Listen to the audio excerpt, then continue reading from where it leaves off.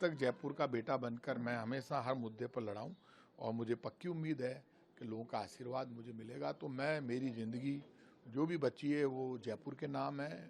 यदि मैं मरकर भी निभा पाया तो मैं निभाऊंगा। अभी बीच में तो मेरी तबीयत ख़राब थी, लेकिन अब तबीयत मेरी ठीक है और कोई ऐसी रिपोर्टें भी ख़राब नहीं आई है, मेरी रिपोर्टें भी अच्छी आ गई है। तो मैं मेरी ताकत जुटाकर फिर एक बार लड़ने के लिए लोगों के बीच में जाऊंगा। पहले प्रत्याशी का नाम हटाकर अब आपका डिक्लेयर करें? हाँ, मुझे पता चला, हालांकि हमने सब ने मिलकर हमारे प्रत्याशी का नाम आया था।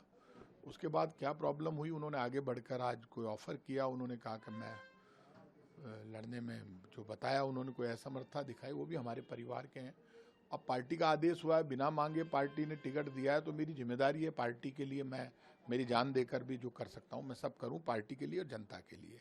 और लोगों से मैं अपील करूँगा, कांग्रेस बीजेपी से ऊपर उठकर जयपुर के लिए, राजस्थान के लिए, देश के लिए वोट करना चाहिए। यदि कोई आपकी आवाज़ बनकर लोकसभा में आप जानते हैं लड़ सकता है, डिजर्व करता है, तो उसका आप साथ दो। कांग्रेस बीजेपी से ऊपर उठकर आप कैंडिडेट को देखो और देख लो कौन आपकी लोकसभा में जयपुर की आवाज़ बन सकता है।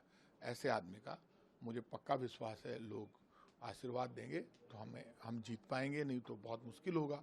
और यदि इस मुश्किल से लोग हमें बचाना चाहेंगे तो हम बचेंगे, नहीं तो ये मानकर चलना आपके ये जो संघर्ष की राजनीति का इतिहास खत्म हो जाएगा। तो 25 की 25 सीट जीतने का वापस दावा कर रही है बीजेपी, क्योंकि 2 बार ऑलरेडी जीत चुके हैं। बीजेपी का दावा इसमें कोई दोहराई नहीं, बड़ा मजबूत है, क्योंकि पहले भी 25 सीटें बीजेपी जीती और उसके पहले भी 25 सीटें जीती।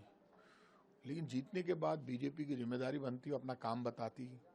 15 लाख और अच्छे दिन फेल हो गए। नोटबंदी के बाद देश के हालात सुधरने की बात खत्म हो गई। 2 करोड़ लोगों को हर वर्ष रोजगार देने की बात खत्म हो गई। अडानी घोटाला हुआ, विजय माल्या, मेहुल चौकसी, नीरव मोदी भाग गए। अडानी घोटाले में जो छोटा इन्वेस्टर था उसका पैसा डूब गया, कोई बोला तो उसको उठाकर जेल में डाल दिया गया। केजरीवाल गिरफ्तार हो गए, हेमंत सोरेन गिरफ्तार हो गए। केजरीवाल देश की आवाज बनकर लड़ रहा है, क्या बोलता है, दमदारी है केजरीवाल में। राहुल गांधी कह रहे हैं कि आप इनकी बात सुनिए, जर्मनी कह रहा है केजरीवाल की बात सुनिए। क्या गुनाह कर दिया अरविंद केजरीवाल जी ने? आचार संहिता लगने के बाद पुलिस के पावर कंट्रोल हो जाते हैं, सब पे पावर कंट्रोल हो जाते हैं। पहली बार ऐसा हो रहा देश में, आचार संहिता लगने के बाद जब चुनाव आयोग पावरफुल हो गया तब एजेंसियां मुख्यमंत्रियों को गिरफ्तार कर रही है। कहां जा रहा है देश? इसका मतलब आप तो, ये पाकिस्तान नहीं है, ये हिंदुस्तान है। पाकिस्तान में इमरान खान कैद में जीतने के बावजूद, लेकिन हिंदुस्तान में ऐसा कभी नहीं हुआ।